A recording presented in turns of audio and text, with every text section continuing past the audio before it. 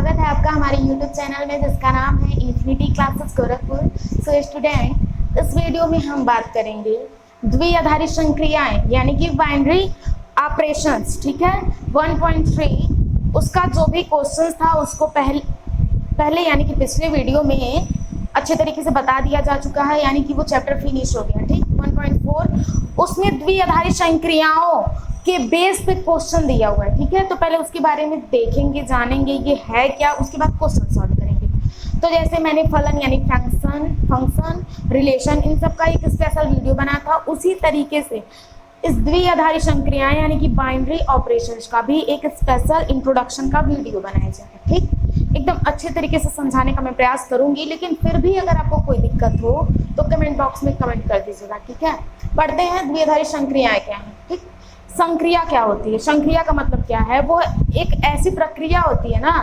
जब दो समुच्चय के अवयव हैं, दो समुच्चय अवयव को मिलाया जाए, जोड़ा जाए, घटाया जाए, गुणा किया जाए, भाग किया जाए, इन चारों प्रक्रियाओं में से कुछ भी किया जाए और वो एक नया अवयव दे तो उसे ही संक्रिया कहते हैं।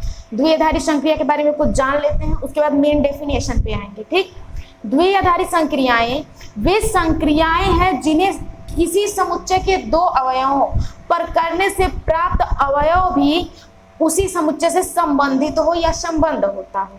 कहने का मतलब ये है, यहाँ तक की तो बात समझ में आ रही है। ये हमारा आ जाएगा किसमें? संक्रिया में, यानी कि जब दो अवयवों को रखा जाए या कुछ उनसे प्लस किया जाए, माइनस किया जाए, तो जो नया उत्पन्न अवयव करता है उसे संक्रिया कहते हैं, उस प्रक्रिया को। लेकिन वो अवयव आए और उस अवयव का संबंध जो हम दो समुच्चय लिए थे उससे संबंधित हो, उस प्रक्रिया को द्विआधारी संक्रियाएं कहते हैं। ठीक है, अब इसके मेन डेफिनेशन पे आते हैं। परिभाषा क्या है इसका? संक्रिया, इसको इस सिंबल यानी कि स्टार वाले सिंबल से दिखाते हैं, कुछ इस टाइप का होता है, इससे दिखाते हैं। संक्रिया किसी अरिक्त समुच्चय, अरिक्त का मतलब ये है वो फाई के बराबर ना हो, यानी कि उसमें कुछ ना कुछ एलिमेंट्स हो, अवयव हो। संक्रिया किसी अरिक्त समुच्चय ए पर एक द्विआधारी संक्रिया कहलाती है। तब कहलाएगी जब ए संक्रिया ए यानी कि ए ऑपरेशन ए का प्रत्येक अवयव ए बी ऑपरेशन के अंतर्गत ए के अद्वितीय अवयव सी से संबंध हो, अर्थात ए संक्रिया बी एलिमेंट बिलोंग कर रहे हैं, ठीक है, किससे? ए क्रॉस ए से, और ये जो सी है वो कहाँ से आ रहा है? ए से। कहने का मतलब ये है, सी वो एलिमेंट है, जब हम संक्रिया निकाले हैं ना तो वो हमें एलिमेंट प्राप्त हुआ है जो इससे संबंधित हो, किससे? ए से। ठीक, ए बी हमारे कहाँ से आ रहे हैं? ए से आ रहे हैं। ए कोई सेट है, समुच्चय है, ए बी जो है वो ए से आ रहे हैं। जो हम संक्रिया निकाले हैं, संक्रिया करने हैं, ऑपरेशन करने के बाद निकाले हैं, ऑपरेशन के बाद जब निकाले हैं तो ये जो सी एलिमेंट आया है ना वो भी ए से क्या हो? संबंधित हो, उसी को हम द्विआधारी संक्रिया का मेन डेफिनेशन बोल सकते हैं। आप इतने में भी समझ सकते हैं। ठीक, ये चार यानी कि प्लस, धनात्मक यानी कि जो जोड़ होता है, प्लस माइनस, डिवाइड, मल्टीप्लीकेशन यानी कि जोड़ भाग गुणा, माइनस जो भी है घटाना, उस पे देखेंगे कि ये किस पे लागू होता है, किस पे नहीं। ठीक है, चलिए देखते हैं। देखिए, मान लीजिए ये जो n है वो क्या होता है? प्राकृतिक संख्याओं का समुच्चय होता है, नेचुरल नंबर होता है, तो 1 से स्टार्टिंग होगा, जाएगा इनफाइनाइट। ठीक, होल नंबर, पूर्ण संख्या, प्राकृतिक संख्या में 0 मिलाने पे जो संख्या प्राप्त होती है उसे पूर्ण संख्या कहते हैं। ठीक है, अब आता है इंटीजर, इसको i से भी दिखाते हैं और z से भी दिखाते हैं। इसमें माइनस और प्लस विथ 0 भी रहता है, यानी कि ऐसे डॉटेड, -1 -2, यहाँ आ जाएगा 0 0, उसके बाद यहाँ +1 2, कुछ इस टाइप से होता है। ठीक, उसके बाद देखते हैं q यानी कि रेशनल नंबर। इसमें क्या होता है? इसमें 2/3 रहेंगे, यानी p/q के रूप में रहना चाहिए। जो भी संख्या रहे p/q के रूप में रहना चाहिए।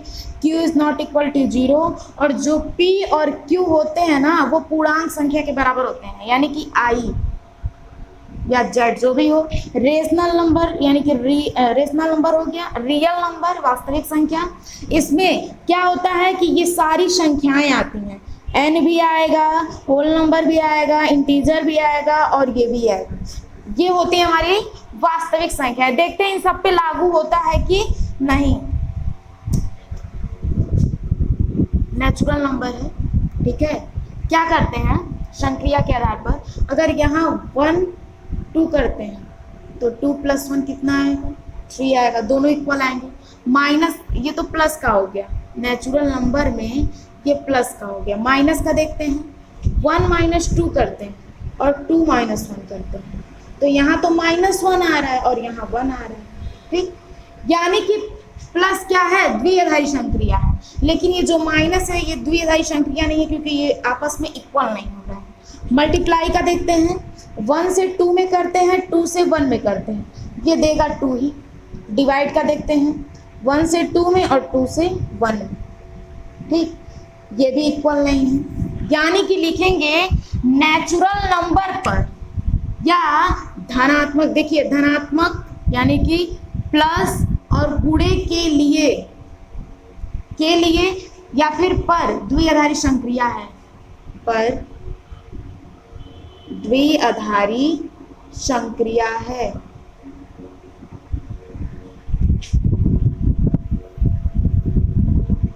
ठीक है, लेकिन भाग और माइनस लिखेंगे, माइनस और भाग के लिए यानी कि डिवाइड के लिए द्विआधारी संक्रिया नहीं है, के लिए या पर सही रहेगा, द्विआधारी यानी कि बाइनरी ऑपरेशन नहीं है।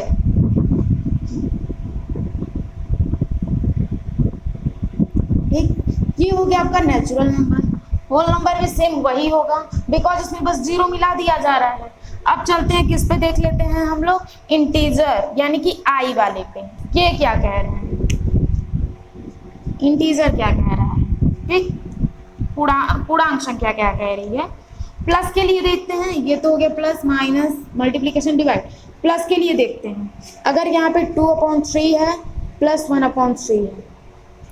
एक बात ध्यान रखिएगा, ये जरूरी नहीं है कि दोनों सेम आए, बस वो नेचुरल नंबर का सेट होना चाहिए, ठीक। नेचुरल नंबर में तो माइनस आता नहीं है, तो इसलिए ये भाग के लिए तो द्विआधारी, माइनस के लिए तो द्विआधारी संक्रिया हुआ नहीं, और डिवाइड में ये पॉइंट में चला जाएगा, और नेचुरल नंबर में पॉइंट भी नहीं होता है। यानी कि भाग और माइनस के लिए द्विआधारी संक्रिया नहीं है, किसके लिए, नेचुरल नंबर के लिए, ठीक है। अब यहाँ देखेंगे, ये आ जाएगा 3/3, ठीक है। उस रूप में आया तो 1 आ रहा है, यहाँ पे कर रहे हैं 1 3 और प्लस 2 3, सेम आएगा, यहाँ भी आएगा 3/3 1 आएगा, ठीक है। और ये 1/1 पे लिखेंगे तो ये इंटीजर नंबर का सेट होगा, ठीक। माइनस का देखते हैं, अगर 2/3 करते हैं, 1/3 करते हैं, और यहाँ 1/3 और यहाँ 2/3, ठीक है ना। जब ये करेंगे तो ये माइनस के लिए भी होगा, समझ में आ रही है बात। जब ये कीजिएगा तो ये माइनस के लिए भी होगा। डिवाइड के लिए देखते हैं, पहले मल्टीप्लाई के लिए 2/3 मल्टीप्लाई 1/3 इक्वल 1/3। देख लीजिए, यहाँ से कर ही देते हैं, आ जाएगा 1/3, बिकॉज इसके हर सेम है तो माइनस हो जाएगा, -1/3। और जो इंटीजर होता है, जो p/q यूज किए जाते हैं, वो पूर्णांक संख्या होती है, और पूर्णांक संख्या में प्लस और माइनस दोनों आते हैं। यानी कि ये माइनस के लिए भी क्या होगा, द्विआधारी संक्रिया होगा।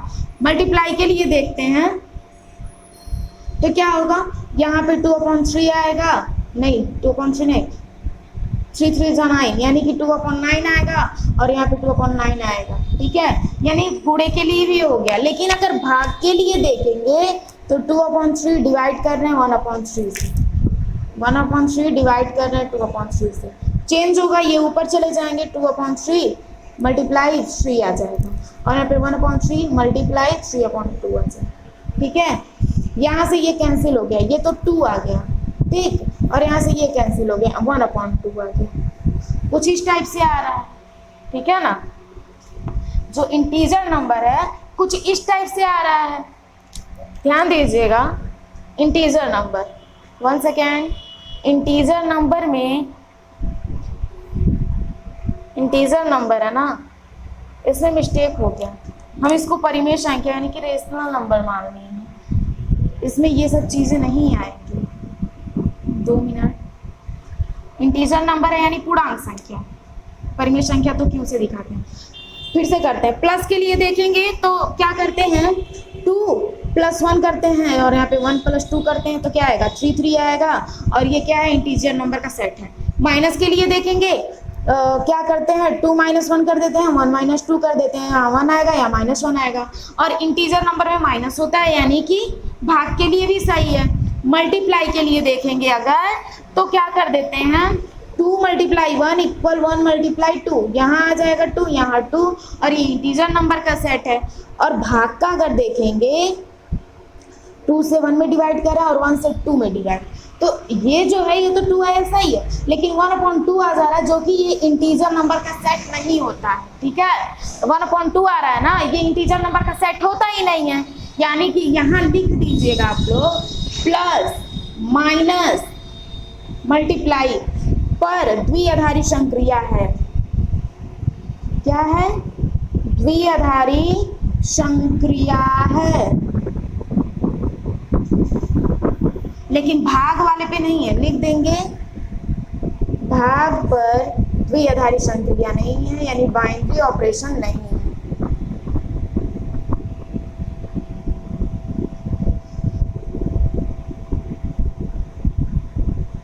नहीं, ठीक है, ये हो गया हमने इंटीजर। अब ये जो रेशनल और परिमेय यानी कि रियल नंबर और रेशनल नंबर है, इसका देख लेते हैं। चलिए साथ ही में देख लेते हैं। जो रेशनल नंबर है उसमें क्या होना चाहिए, P/Q के रूप में होना चाहिए, और रियल नंबर भी कुछ उसी तरह से मिलता जुलता है। 1/2 ले लें, ठीक है ना, 1/2 ले लें और प्लस 2/3 ले लें, सेम वही जो पीछे लिए थे।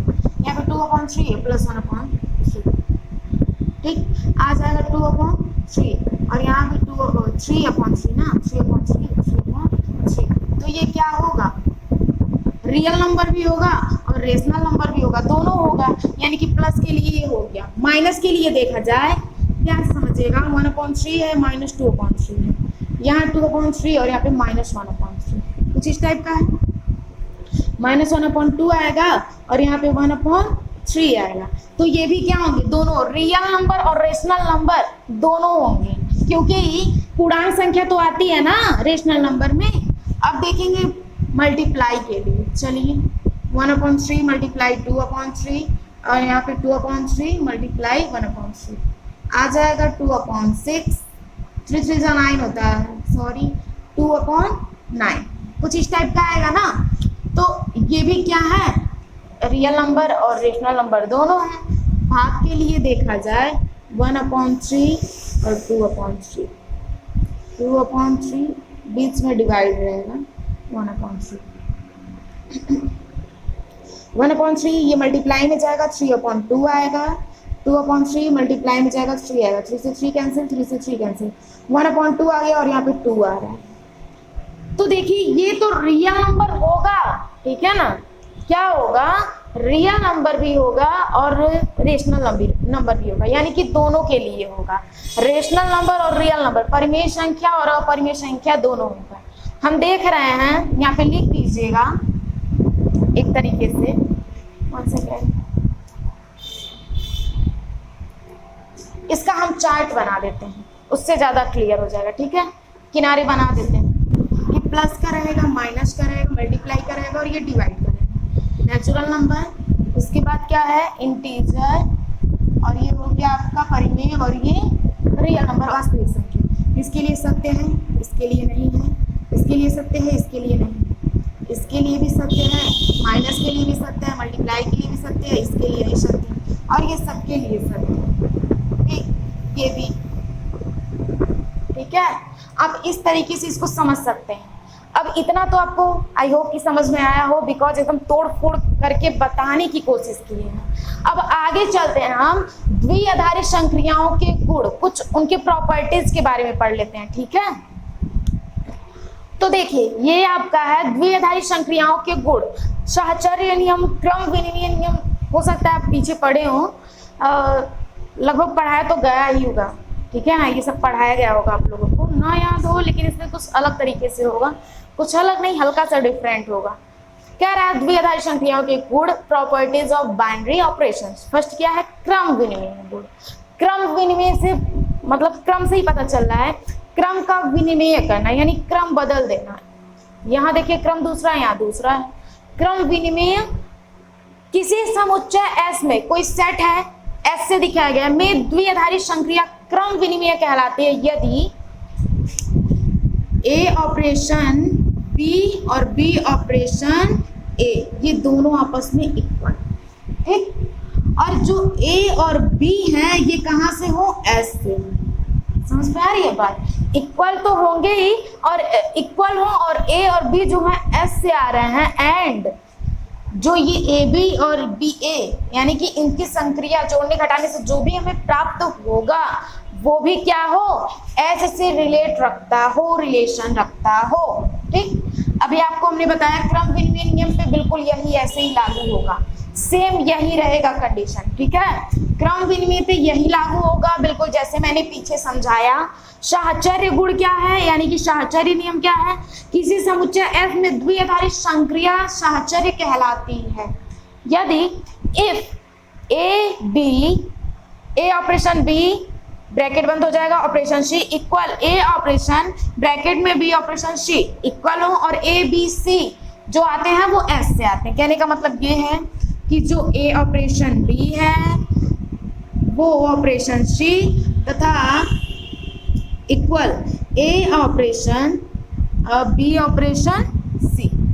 समझ में आ रही बात, जैसे कि अगर यहाँ पे 1 + 2 करें, ठीक, जैसे कि समझ लीजिए A हमारा 1 है, B 2 है और C क्या है 3 है, तो यहाँ पे क्या करेंगे +3, यहाँ पे हो जाएगा 1, प्लस नहीं है ना, यहाँ पे मल्टीप्लाई का सिंबल है, हाँ मल्टीप्लाई का सिंबल है, या प्लस ही लगाएंगे बिकॉज हमने ऑपरेशन प्लस में लिया तो प्लस ही लगाते हैं। और यहाँ पे हो जाएगा 1 प्लस, और यहाँ पे क्या है B कितना है 2 और यहाँ पे 3, चलो 1 2 3 और प्लस 3 आ जाएगा 6, और यहाँ पे देखेंगे तो ये भी 2 3 5 और 6 यानी कि ये भी आ जाएगा 6। इसके लिए तो हो गया, प्लस के लिए तो साहचर्य नियम कर रहा है, माइनस के लिए नहीं करेगा, परफेक्ट है एकदम। 1 - 2 और यहाँ -3 होगा, कुछ इस टाइप से होंगे, ये माइनस के लिए नहीं करेगा। सेम यही कंडीशन इसकी भी रहेगी, उससे कुछ डिफरेंट नहीं रहेगी। साहचर्य नियम का भी सेम कंडीशन होगा।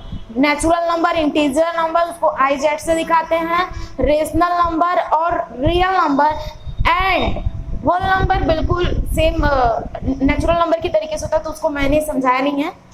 आई होप कि ये समझ में आया हो, पीछे मैंने जो समझाया बिल्कुल उसी तरीके से इसको देखना था।